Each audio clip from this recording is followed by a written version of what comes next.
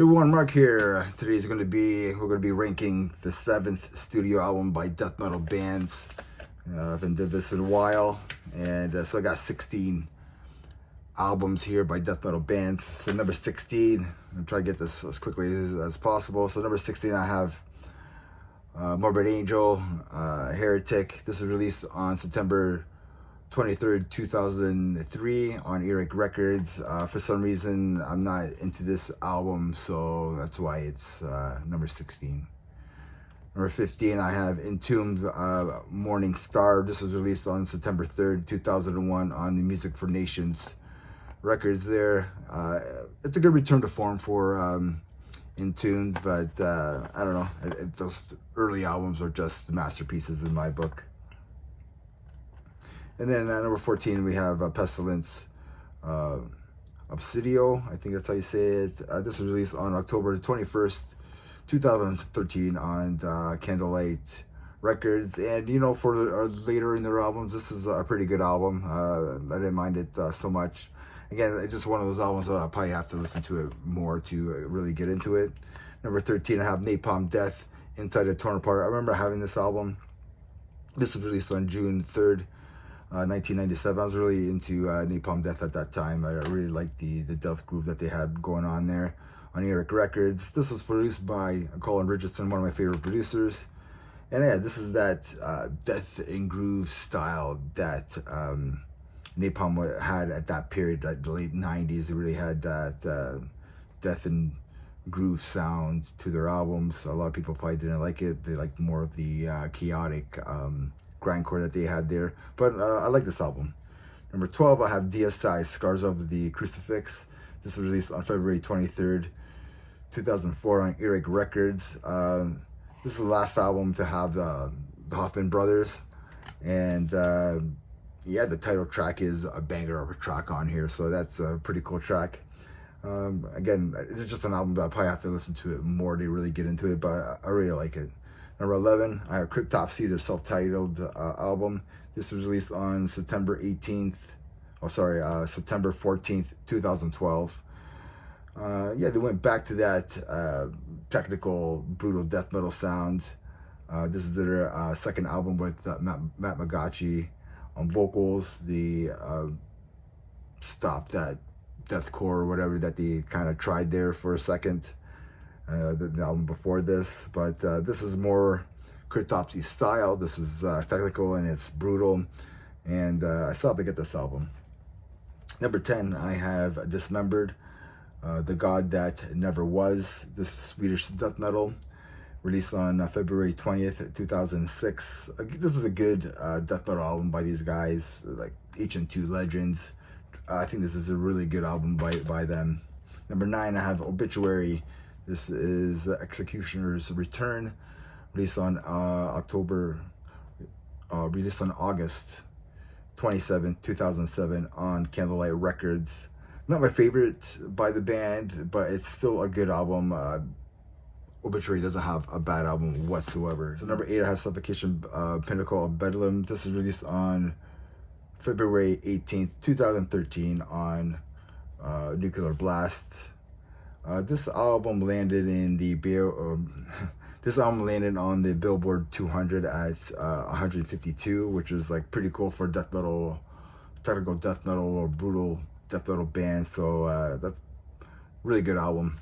If you don't, I still don't have that album. I gotta get it.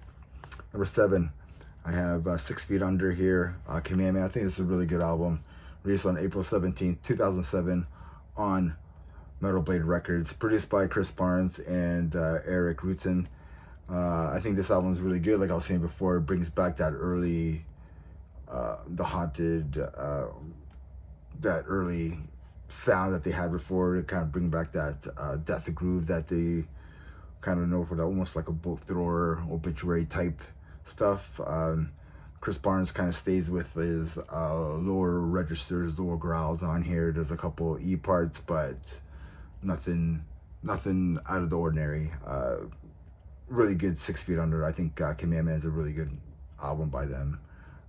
For the last few, I really didn't like their 6th and 5th and 4th album. I didn't really like at all. So number 6, I have Cataclysm. This is Serenity and Fire. Canadian death metal released their 7th studio album on March 9th, 2004 on Nuclear Blast. I think this is just a banger of an album.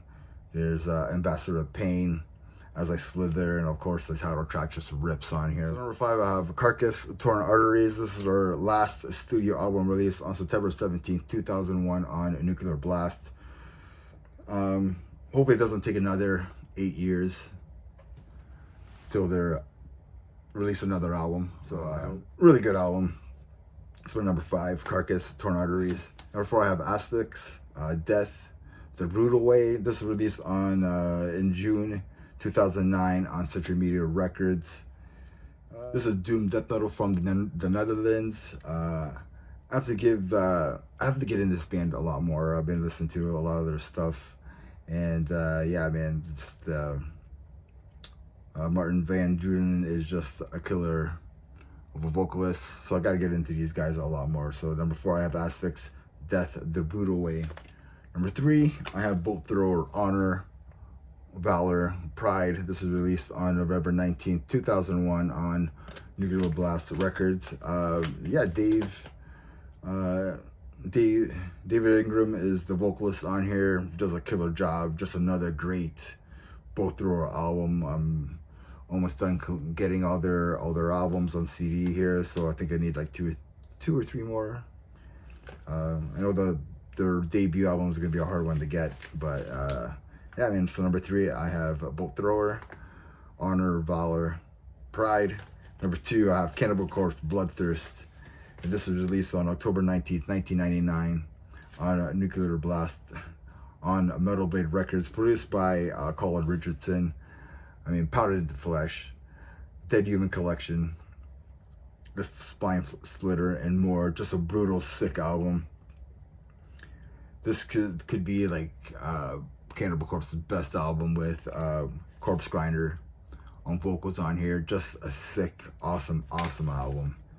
So I have Cannibal Corpse, Bloodthirst on number 2, and number 1, and maybe I'm biased, I really don't know, but I really love Death, The Sound of Perseverance. This is the final studio album by Death, released on August 31st, 1998 on Nuclear Blast. We have Shannon Ham on guitar, Richard Christie on drums. We have Scott Colland on bass there, and we of course have Chuck Schuldiner. This album got me into Death. This album made me want to play music and stuff. I just love this album. That's probably why it's my number 1. It's just more of a nostalgia for me.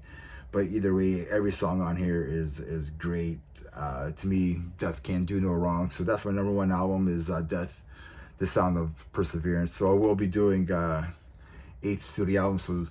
So Death won't be on here because that's their final one. So that'll be interesting to see what will be my number 1 on the 8th albums by death metal bands.